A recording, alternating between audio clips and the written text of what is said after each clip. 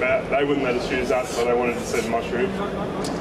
Right, now the official presentation starts.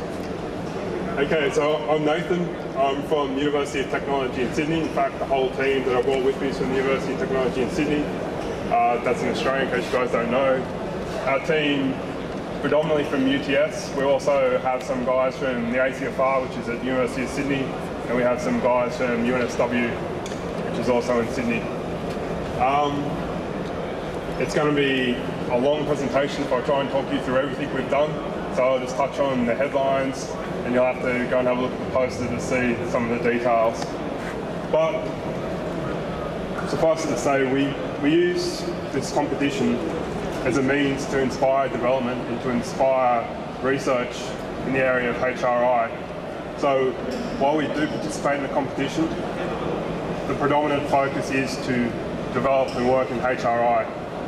And in our skill set, in our scope of HRI, we focus on a few key areas, and that's what we've got up here. So of course we have mapping. Mapping's absolutely vital. Unfortunately, we won't get to show you guys some of our best mapping stuff because the marina is very small, and we like to map on very large things. The map up there is, I think, about 100 metres wide. Some of the stuff we do is about 4 or 5 k's wide, which is a lot more interesting than 2 feet. Some of the other stuff that we've been looking at recently is object detection, because it's very important to try and detect objects, and we're working on that through a robot-centric approach. So our inspiration, our ideas, our motivation is to have the robot interpret the world in a way that makes sense to it. So it sees things that it thinks it can interact with, it sees objects that it thinks it can manipulate, and we're hoping to go down the path where we're doing semantic object detection, like it sees something that's a chair. We do most of this stuff in point clouds. SIFT is lovely, but it has problems with lights. And our point clouds are great. I'm a little bit sad the Swiss range has gone away and it's been replaced by the substandard Connect. That's tragic, but we'll just have to make do with that. And then of course manipulation. We spent a lot of time on manipulation. We've got a nice demo set up for tomorrow afternoon where we can show you some HRI and manipulation and some more actually trying to put something where someone's going to be rather than the blind kind of stuff we just see happening all the time. And then one of the really key research areas we're looking at now is human identification, human recognition, human cues.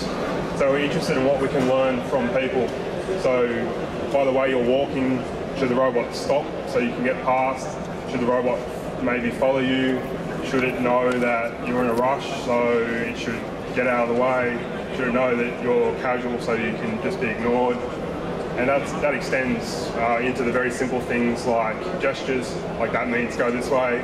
It extends into the very complicated things like, based on the way that you've walked through the door and the way that you're holding your shoulders, I know that you're going to go and turn on the TV. Maybe something like that.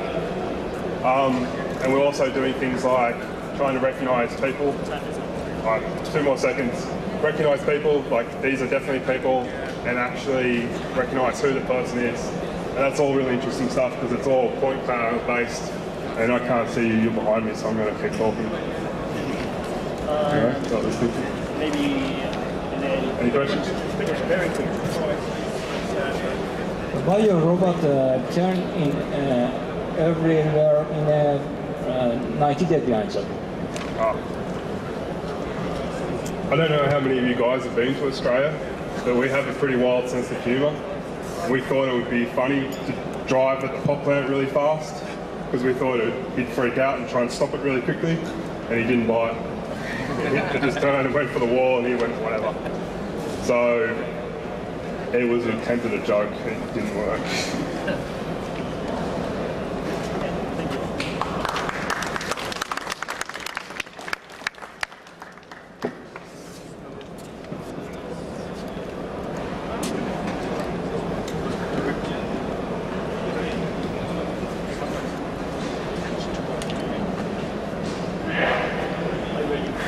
Conéctala.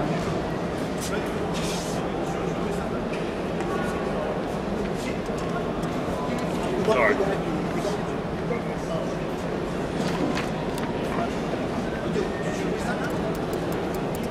I mean, we can wait 1 minute. We can within 1 minute.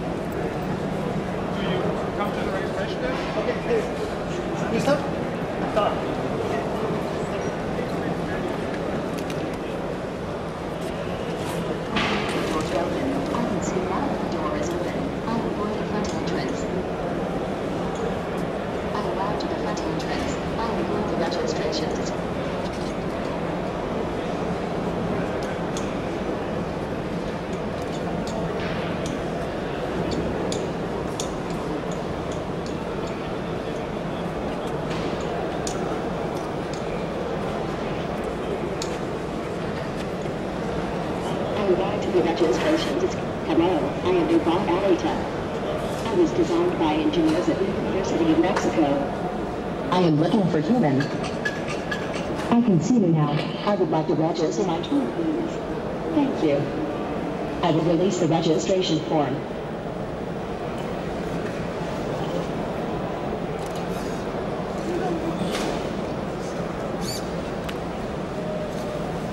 I released the registration form. I would like to show you my design. I have a mechatronic head.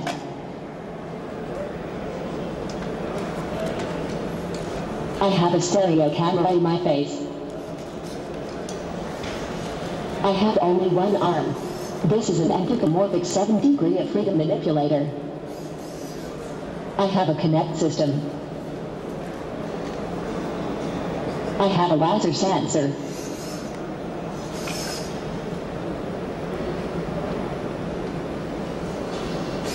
Finally, I have a differential mobile robot for navigating. I have to go now.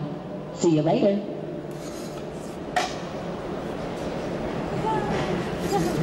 I will now exit from the competition arena.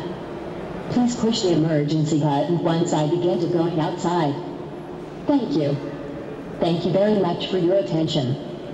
Please let me know later if you have any questions. I am going to outside B. I did not arrive to the outside B. I am trying to go again to outside B. I did not arrive to the outside B. I am trying to go again to outside B. If you want to push the button for the movement, no. It got lost. Okay. Malcolm, make something too.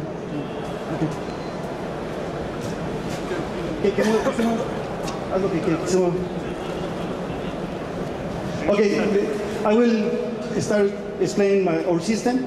We are the team Pumas from the University of Mexico in Mexico City. Our robotic system consists of several modules.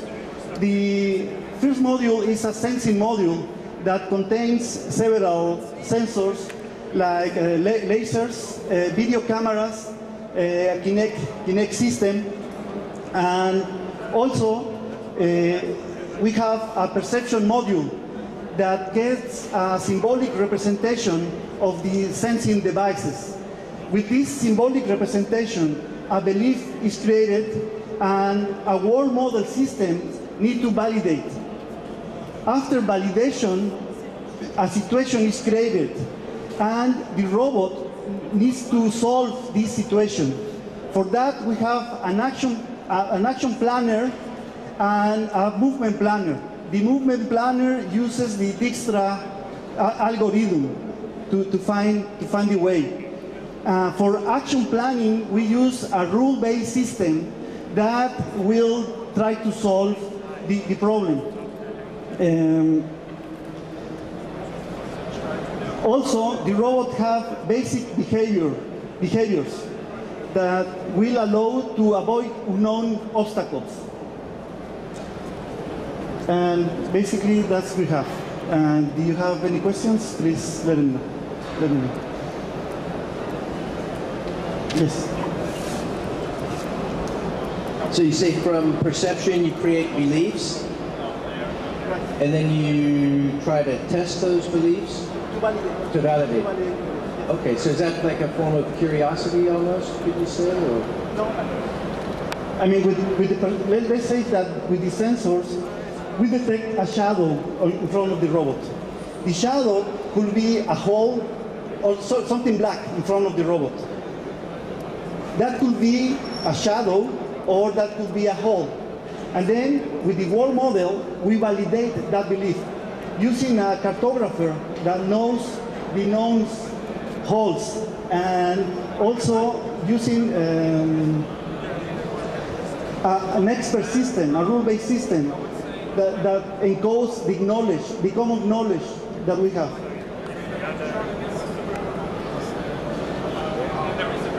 Okay, another person?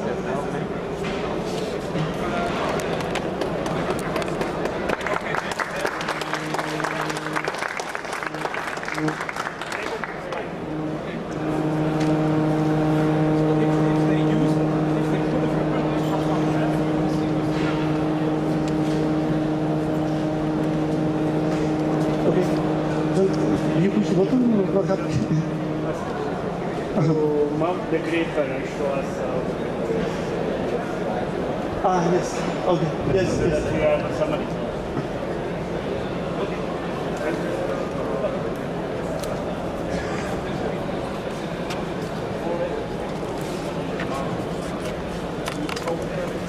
Boris, es tan tititito.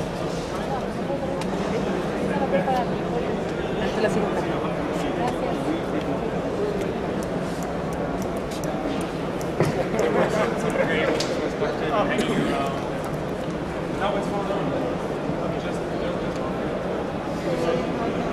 So you. That's